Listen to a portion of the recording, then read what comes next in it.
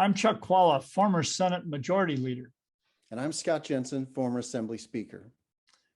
And we're the insiders, but Scott, we've got to do a special here. The Supreme Court, U.S. Supreme Court overturned the Wisconsin Supreme Court and sent back the maps which were adopted by the Wisconsin Supreme Court. What's your take? Well, last time we were talking to our friends here, we told them that this was possible. It was very unlikely because the U.S. Supreme Court doesn't take up many cases, but they chose to take this one up because it was in the area of the law of which there's still a great deal of uncertainty, and that's the Voting Rights Act and how it applies to redistricting. And the court, by a 7-2 decision, just slammed the Wisconsin Supreme Court for the way they handled that. The Wisconsin Supreme Court essentially made its decision on the maps based upon a least change model and then brushed aside the question of the Voting Rights Act. And the Supreme Court said, you can't do that. That's the federal issue that's here before us. And the Voting Rights Act is something that needs to be followed.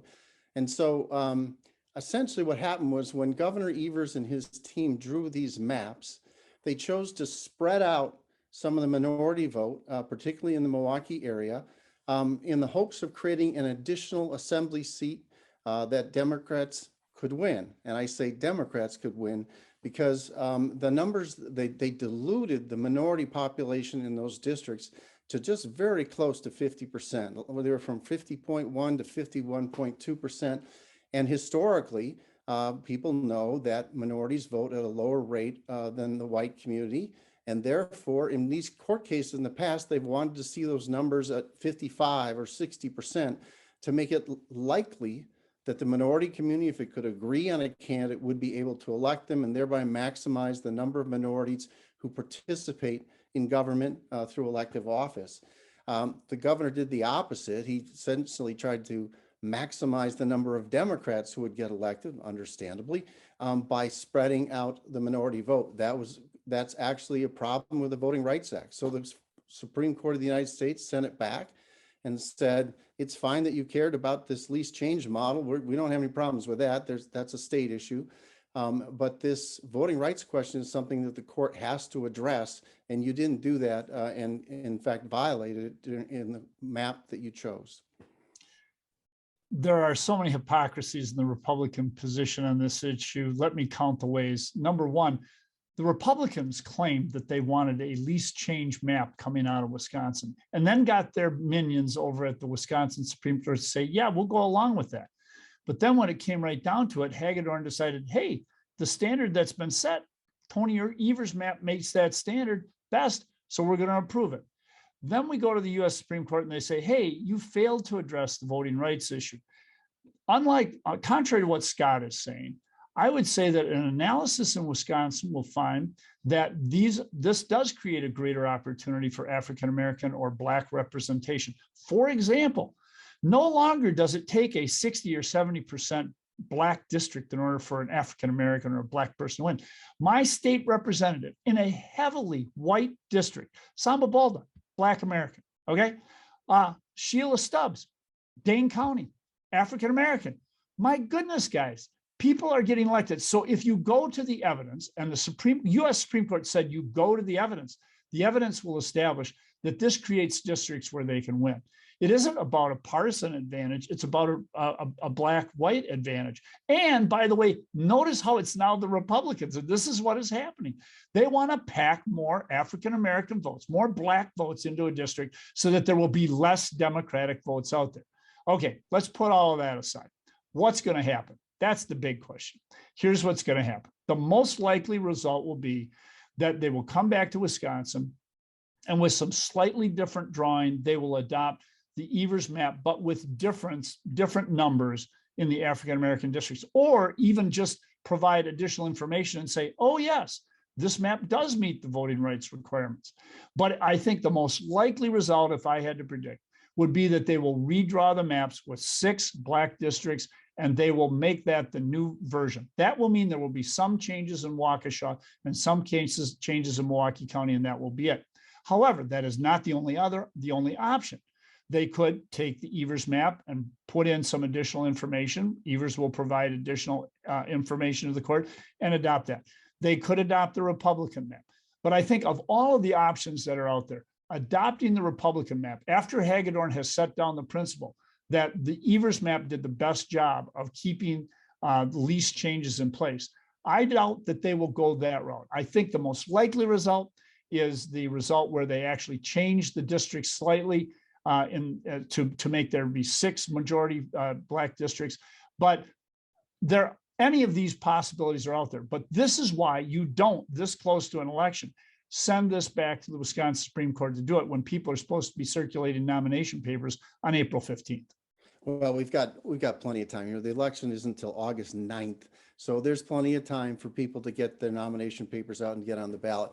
I think I disagree with you about what's going to happen here. I think given the court's reluctance, the state Supreme Court's reluctance to draw any lines themselves, I don't think they're going to take one of the existing maps, amend it, and call it a day.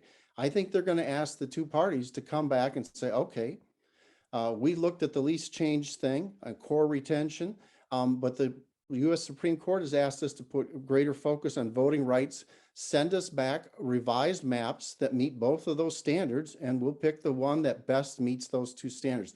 I think that's the most likely thing, because what the judges have worked really hard to do so far is not to draw any lines themselves, but to judge the lines that others have drawn as to how close they come to the ideal that is set in the Constitution about the state of Wisconsin and the federal government. But Scott, the U.S. Supreme Court said nothing about the least changes thing. What they said is we're concerned about voting rights. So what's going to happen, that focuses on the few seats in Milwaukee that this affects. There will be, I assume, new maps drawn for those few seats in Wisconsin, in Waukesha and Milwaukee County. Evers will have some new lines. The Republicans will have new lines. That's why I'm saying the two parties will draw new lines, and the judges will make it. I think the two parties will draw new lines, and the judges will make their decisions, not draw the lines themselves. So I think that was the distinction I was trying to make.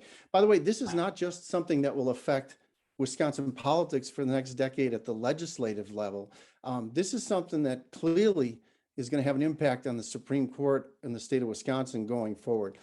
Justice Hagedorn has fancied himself as an independent jurist who is an originalist. How dare he, Scott? How dare he be independent from what you guys have required from him? How dare he take a different view? Let me finish the point. And he views himself as of the same ideological or philosophical line of thinking of many of the people who just slammed his decision here. I mean, he lost this decision from the U.S. Supreme Court on a 7-2 vote. All 6 conservatives and 1 Clinton justice slammed that. I think that is professionally and personally a stunner for him. I don't think he thought that his decision, when it went up to the court, would get effectively ridiculed in parts, if you read that decision, by the United States Supreme Court. Oh, the way you guys will go after your own, if they don't toe the right-wing line, if they don't do what you want, you just go after them viciously. Hagedorn's decision, what he did is he said, okay, they're proposing least changes, we'll go with that. And then he says, okay, give me a map. The maps come out. He says, well, Evers did a better job. All he did was apply this. The Supreme Court really was focused on the voting rights aspect of it. The voting rights aspect of it was really pretty much ignored by the Republicans. And actually the Democrats tried to establish 7 seats. But the bottom line is they will reconfigure that based on, I agree with you on this, Scott. Let's find one area of agreement. I do believe that they will take the maps that are drawn by the other parties to make their decision.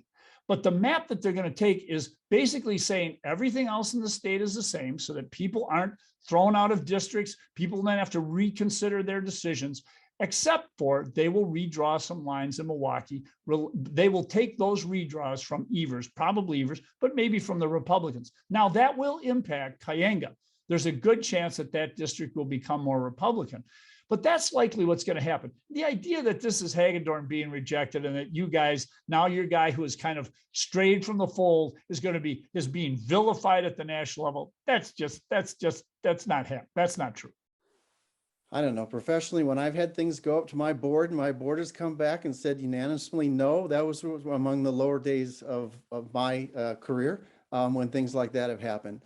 Let me go back to one other thing. If the court says, just look at the Milwaukee area and redo the districts to accommodate the Voting Rights Act parameters, that actually probably is beneficial to the Democrats, because right now they were talking about least change and the Voting Rights Act.